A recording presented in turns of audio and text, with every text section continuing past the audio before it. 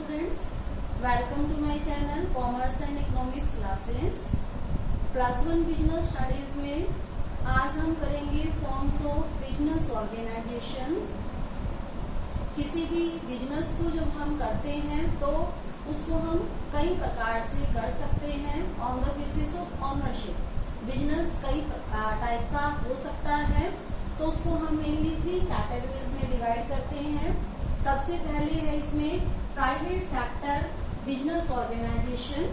इसमें वो business organisation आते हैं जिन पर ऑनरशिप 100% प्राइवेट इंडिविजुअल्स की होती है, जिसमें गवर्नमेंट की कोई इन्वेस्टमेंट नहीं होती है। तो इनको फिर आगे हम 2 पार्ट्स में डिवाइड करते हैं। First is non incorporated. Non incorporated में वो बिजनेस ऑर्गेनाइजेशन के टाइप्स आती हैं जिनका रजिस्ट्रेशन गवर्नमेंट से करवाना कंपलसरी नहीं होता है। कुछ का तो गवर्नमेंट से रजिस्ट्रेशन हो ही नहीं सकता, कुछ का ऑप्शनल होता है, अगर ओनर्स चाहे तो करवा ले और चाहे तो ना करवाए।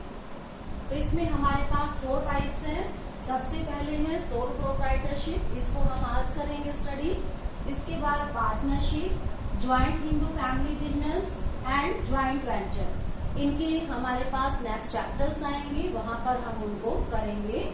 इसके बाद आते हैं प्राइवेट सेक्टर एंटरप्राइजेज में incorporated. Incorporated private business organisations वो ऑर्गेनाइजेशंस हैं जिनका रजिस्ट्रेशन गवर्नमेंट से कराना कंपलसरी होता है। इनके लिए अलग से लॉज हैं, उन लॉज के अंडर इनका रजिस्ट्रेशन कंपलसरी होता है। तो इसमें हमारे पास 2 टाइप्स हैं। एक तो है ज्वाइंट स्टॉक कंपनी, जिसको हम जनरली कंपनी बोल देते हैं, and second type is cooperative societies. ये है प्राइवेट सेक्टर बिजनेस ऑर्गेनाइजेशंस। इसके बाद है public sector business organisation. Public sector business organisations वो बिजनेस ऑर्गेनाइजेशंस होते हैं जिन पर 100% ओनरशिप गवर्नमेंट की होती है, जिनमें ऑलमोस्ट 100% इन्वेस्टमेंट गवर्नमेंट करती है। उनको हम इंक्लूड करते हैं पब्लिक सेक्टर बिजनेस ऑर्गेनाइजेशंस में।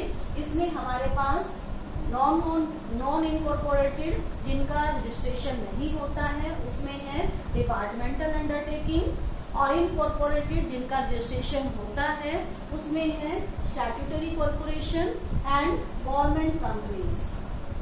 थर्ड है हमारा ज्वाइंट सेक्टर बिजनेस एंटरप्राइजेज, जिसमें गवर्नमेंट और प्राइवेट सेक्टर दोनों ही मिलकर इन्वेस्टमेंट करते हैं। ऐसे बिजनेस ऑर्गेनाइजेशंस को हम ज्वाइंट सेक्टर बिजनेस ऑर्गेनाइजेशंस में रखते हैं। तो इनको हम एक एक करके स्टडी करेंगे। तो सबसे पहले हमारे पास आता है सोल प्रोप्राइटरशिप। तो इसमें हमारे पास 2 वर्ड है। एक तो सोल मीन्स अकेला, प्रोप्राइटरशिप मीन्स ऑनरशिप। तो ऐसा फॉर्म ऑफ बिजनेस ऑर्गेनाइजेशन जिसमें एक अकेला पर्सन ही उसका मालिक होता है, वही सारी इन्वेस्टमेंट करता है, वही जो है उसको मैनेज करता है, और बिजनेस में जो भी प्रॉफिट या लॉस होगा वो भी उस अकेले पर्सन का होता है। ऐसी जो बिजनेस फॉर्म होती है उसको हम बोलते हैं सोल प्रोप्राइटरशिप बिजनेस ऑर्गेनाइजेशन। ये जो सोल प्रोप्राइटरशिप बिजनेस ऑर्गेनाइजेशन है, ये ओल्डेस्ट फॉर्म है बिजनेस की। स्टार्टिंग में जब स्टार्ट किया था ह्यूमन बींग्स ने बिजनेस करना, तो उन्होंने सबसे पहले सोल ट्रेड की फॉर्म में ही बिजनेस करना स्टार्ट किया था। हर पर्सन जो है इंडिविजुअली अपना बिजनेस करता था। तो ये ओल्डेस्ट फॉर्म है बिजनेस ऑर्गेनाइजेशन की। इसमें एक ही अकेला सिंगल पर्सन होता है, वही उसका ओनर होगा, क्योंकि सारी की सारी इन्वेस्टमेंट वही अकेला पर्सन करता है। चाहे तो वो अपना पैसा लगाए और चाहे वो कहीं से उधार भी ले सकता है, पर इन्वेस्टमेंट वो अकेला ही करेगा, ओनर वो अकेला ही होगा। अब ओनर वही अकेला है तो मैनेज भी वही करेगा। ये अलग बात है कि वो बिजनेस को मैनेज करने के लिए एम्प्लॉइज की हेल्प ले सकता है, बट जो ओनर है, मैनेजर है, वो अकेला ही होगा। अब क्योंकि वही अकेला ओनर है तो बिजनेस में जो भी प्रॉफिट होगा या जो भी लॉस होगा वो सारा उसको ही बियर करना पड़ेगा। प्रॉफिट होगा तो भी उसका और लॉस होगा तो भी उसका। तो ऐसी जो फॉर्म ऑफ बिजनेस ऑर्गेनाइजेशन है उसको हम बोलते हैं सोल प्रोप्राइटरशिप या sole trade of business organisation. तो इसकी हमारे पास डेफिनेशन हम करेंगे एक, it refers to that form of business organisation which is owned by a single individual। Sole proprietorship business की एक ऐसी टाइप है which is owned by a single individual, जिसमें ऑनर जो है एक सिंगल अकेला पर्सन होता है, एक ही आदमी होता है जो कि उसका मालिक होगा और किसी के साथ उसकी ओनरशिप डिवाइडेड नहीं होती है, केवल एक ही पर्सन जो है इसमें बिजनेस का मालिक होगा, क्योंकि सारी की सारी इन्वेस्टमेंट वो अकेला पर्सन ही करता है। Who is solely responsible for its management. वो जो पर्सन है जो कि सिंगल इंडिविजुअल उसका ऑनर है, वही क्या करेगा, रिस्पॉन्सिबल फॉर इट्स मैनेजमेंट। उस बिजनेस की मैनेजमेंट भी वो अकेला पर्सन करेगा, उसके बारे में जो भी डिसीजंस लेने हैं, जो भी बिजनेस की एक्टिविटीज हैं, वो सारी वो अकेला पर्सन ही परफॉर्म करेगा। अपनी हेल्प के लिए वो एम्प्लॉइज तो रख सकता है, बट जो एम्प्लॉइज हैं उनको भी इंस्ट्रक्शंस उसी ने ही देनी है, वो एम्प्लॉइज भी उसकी इंस्ट्रक्शन के अकॉर्डिंग ही काम करेंगे। तो मैनेजमेंट जो है वो भी वो अकेला पर्सन करेगा and receives all profits and losses. अब क्योंकि एक ही सिंगल ओनर है, सारी की सारी इन्वेस्टमेंट उसी ने की है, तो जो भी बिजनेस में प्रॉफिट होगा वो भी सारा उसी का होगा, या जो भी लॉस होगा वो भी उसी को बियर करना पड़ेगा। तो प्रॉफिट भी उसका और लॉस भी उसका, तो सारा का सारा प्रॉफिट लॉस जो होगा वो सारा उसी को सहन करना पड़ेगा। तो ये जो बिजनेस फॉर्म ऑफ ऑर्गेनाइजेशन है वो उसको हम कहेंगे सोल प्रोप्राइटरशिप, एकाकी व्यापार, एकाकी स्वामित्व इसको हम बोल देते हैं। और ये ओल्डेस्ट फॉर्म है बिजनेस ऑर्गेनाइजेशन की।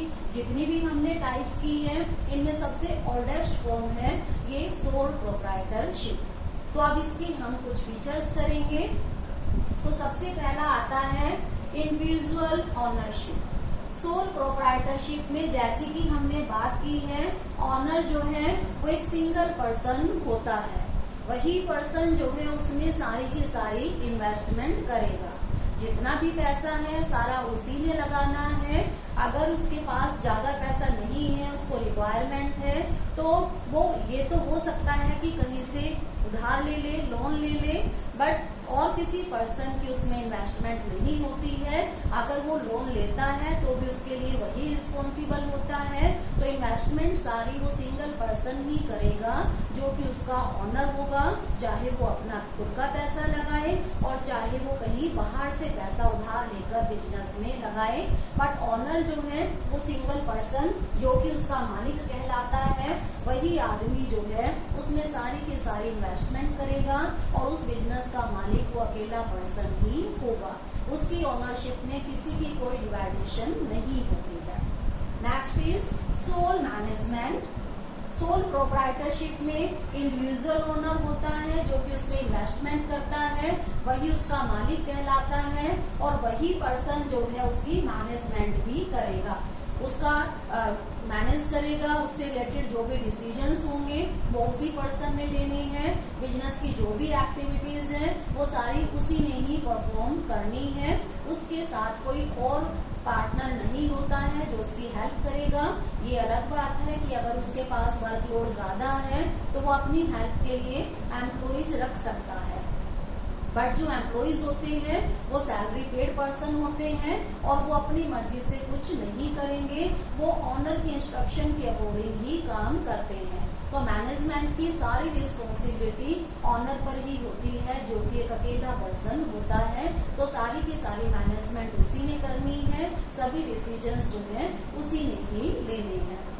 थर्ड इसकी फीचर आती है अनलिमिटेड लायबिलिटी। इसको ध्यान से समझना, अनलिमिटेड लायबिलिटी का मतलब क्या है। बिजनेस में ऑनर ने इन्वेस्टमेंट की है, अब हो सकता है उसने कुछ बाहर के लोगों को पैसे भी देने हो जिसको हम बोलते हैं लायबिलिटी। कुछ केसेस में क्या होता है, लायबिलिटीज उसकी देनदारियां ज्यादा हो जाती है और जबकि उसकी इन्वेस्टमेंट कम होती है। तो ऐसी सिचुएशन में उसने जो बिजनेस में पैसा लगाया है, अगर उससे बिजनेस की लायबिलिटी को वो पे ना कर पाए तो उसकी जो पर्सनल प्रॉपर्टी है वो भी बिजनेस की लायबिलिटी को पे करने के लिए यूज की जा सकती है। इस सिचुएशन को बोलते हैं हम अनलिमिटेड लायबिलिटी। जब उसकी बिजनेस की लायबिलिटीज को पे करने के लिए उसकी पर्सनल प्रॉपर्टी भी यूज की जा सके, ऐसी सिचुएशन अनलिमिटेड लायबिलिटी होती है। और सोल ट्रेड में ओनर की लायबिलिटी अनलिमिटेड होती है। मींस अगर वो सोल ट्रेडर जो है अपनी बिजनेस की लायबिलिटीज को बिजनेस की एसेट से पे ना कर पाए तो उसकी जो पर्सनल प्रॉपर्टी है वो भी बिजनेस की लायबिलिटीज को पे करने के लिए यूज की जा सकती है। तो इस तरह से सोल ट्रेड के केस में ऑनर की लायबिलिटी अनलिमिटेड होती है। इसके बाद नेक्स्ट हमारे पास आता है freedom in selection of business. Sole trade के केस में जो ऑनर है वो एक अकेला पर्सन है, तो उसी ने डिसीजन लेना होता है कि वो क्या बिजनेस करेगा। उसमें किसी की कोई इंटरफेरेंस नहीं होती है, उसको किसी से कोई सलाह लेने की जरूरत नहीं है, किसी से कोई परमिशन लेने की जरूरत नहीं होती। सोल ट्रेडर जो भी चाहे वही बिजनेस चूज कर सकता है। अगर उसमें बाई चांस कोई लीगल परमिशन रिक्वायर्ड है तो वो उसको लेनी पड़ेगी, अदरवाइज सोल ट्रेडर फ्री होता है अपनी मर्जी से कोई भी बिजनेस शुरू करने के लिए। वो कोई भी बिजनेस अपनी मर्जी से शुरू कर सकता है, उसको इन्वेस्टमेंट करनी है और अपना बिजनेस शुरू कर देना है, तो उसमें किसी की कोई इंटरफेरेंस नहीं होती। सोल ट्रेडर को पूरी फ्रीडम होती है, वो जो मर्जी चाहे बिजनेस कर सकता है। इसके बाद नेक्स्ट इसमें है सीक्रेसी। अब हमने बात की थी कि सोल प्रोप्राइटरशिप में एक सिंगल ओनर है, सारी इन्वेस्टमेंट उसी ने करनी है, सारे डिसीजंस उसी ने लेनी है, तो इसीलिए सोल ट्रेड में सीक्रेसी सबसे ज्यादा होती है। सारी जो बिजनेस की सीक्रेट बातें हैं वो और किसी को पता नहीं होती, क्योंकि और कोई ओनर ही नहीं है, तो सारी बातें केवल सोल ट्रेडर तक ही गुप्त रहती है, सीक्रेट रहती है। तो कोई भी बिजनेस की बात होगी, इम्पोर्टेंट बातें होती हैं, वो लीक नहीं हो पाती है, क्योंकि एक अकेला ओनर है और उसी को ही सारी बातें पता है। तो सीक्रेसी की अगर हम बात करें तो जितनी भी टाइप्स ऑफ ऑर्गेनाइजेशन है, बिजनेस ऑर्गेनाइजेशन है, उनमें हाईएस्ट सीक्रेसी सोल ट्रेड में ही होती है। Next is no separate legal entity of business. Sole trade में जो बिजनेस है उसका एग्जिस्टेंस ऑनर से सेपरेट नहीं होता है।